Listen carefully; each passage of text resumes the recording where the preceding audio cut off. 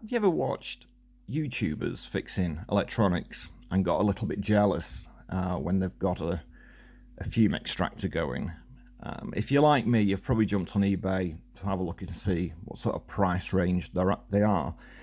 There doesn't seem to be any middle ground. There seems to be a couple of cheap ones, and then it just goes into stupid figures. There's this blue fake Hacko version, which is a popular one. I think these go for about 25 quid. And then there's this black one, which goes for about 30 quid plus. But because of the way I've got my bench set up, I can't have that behind what I'm working on. I just don't have the room. I wouldn't say it's impossible, but it's impractical. Then, as I said, there's no middle ground. It jumps up to something like this for 420 quid, and then 800, and then the figures just keep going up into the thousands. Admittedly, these sort of things are aimed at the commercial side and not necessarily the hobbyist like me. So for some time now, I've had to make do with Mr. Fan. Yeah, he has served me well. I mean, it's better than nothing, but let's face it, it is embarrassing. There. You can rest now.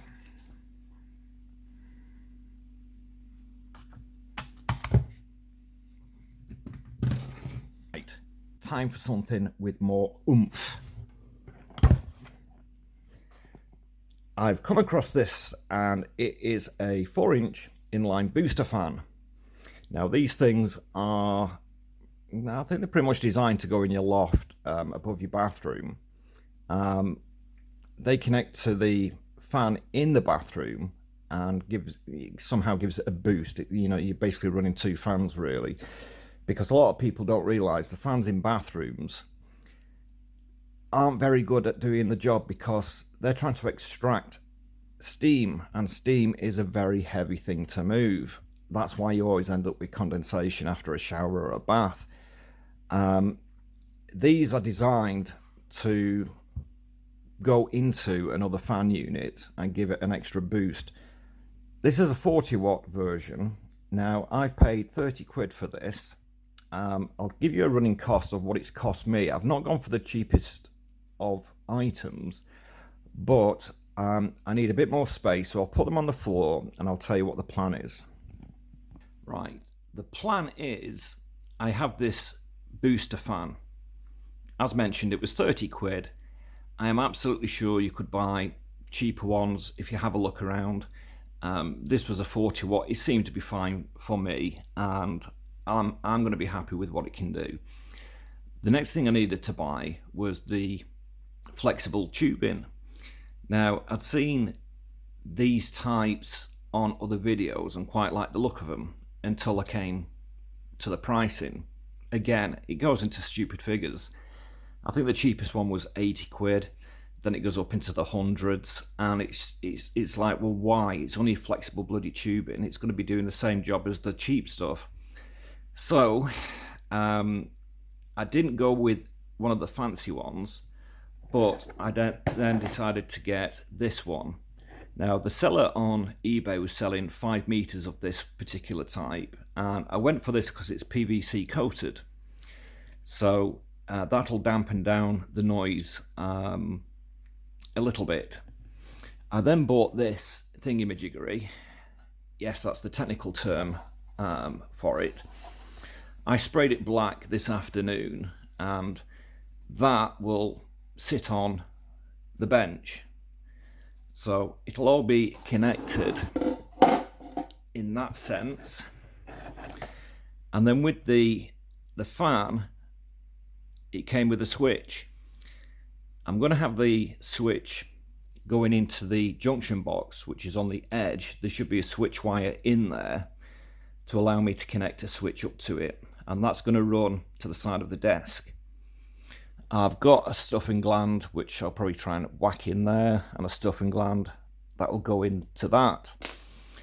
There wasn't the back box. Luckily I've got a few of these boxes, so I was able to utilize that. Let's get it all assembled, wired up. Time for a bit of music.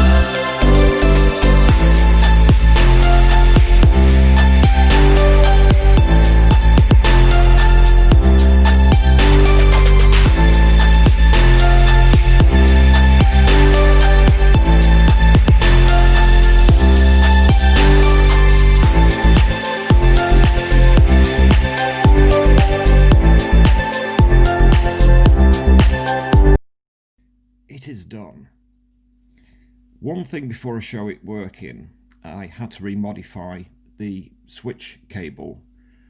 When I got it all assembled and turned it on, it wouldn't turn off. I thought it might just be a delay on the unit itself, be it 5, 10, 15 minutes, but that wasn't to be the case. I've then done a bit of research and found out that these type of units run continuously. I've never heard that before, but apparently on the internet it's quite a common thing, and not everybody's that keen on something running 24/7.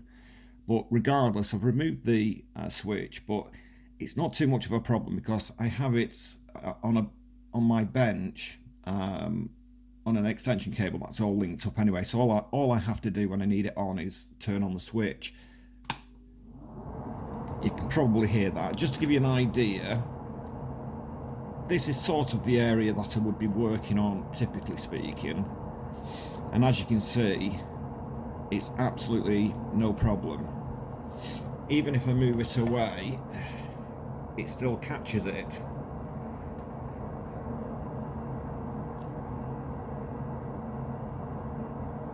That's pretty much at the worst angle I would probably have, and that's still being caught up in it. So it's been a worthwhile venture. I mean, to give you an idea on the cost side of it, the main unit was 30 quid. Incidentally, I have bought filters, I've just not received them yet.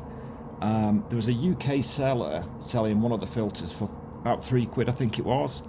And then on Amazon, I found another seller overseas, I'm guessing it's China, and he was selling 10 for £5.12.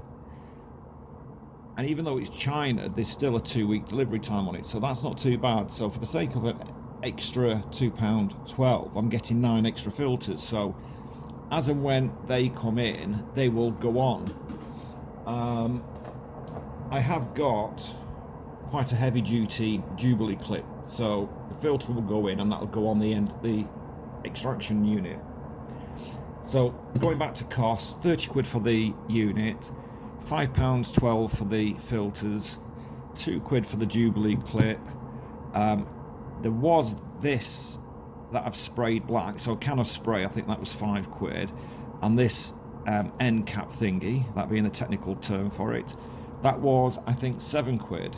So whatever all that tallies up to, I think it's 60 odd pounds, nearly 70 quid maybe. So it's not the cheapest way of doing it, but then again, it wasn't an exercise in getting an extraction fan for the cheapest price possible. It was getting something that was suited for me. You can absolutely kill this price wise. I forgot to mention the flexible tubing. I ended up buying 5 meters because that's what the seller was selling.